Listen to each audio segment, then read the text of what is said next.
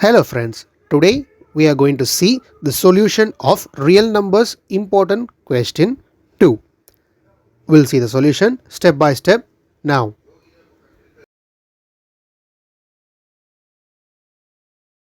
Prove that x square minus x is divisible by 2 for all positive integer x. The solution: we need to prove that x square minus x is divisible by 2 for all positive integer x.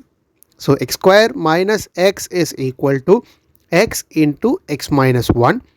Therefore, x square minus x is the product of two consecutive integers.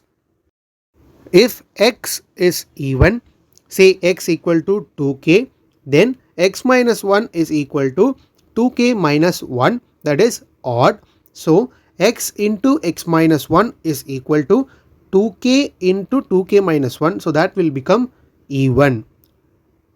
Similarly, if x is odd, say x equal to 2k plus 1, then x minus 1 is equal to 2k, which is even. So x into x minus 1 is equal to 2k plus 1 into 2k, which is even, right?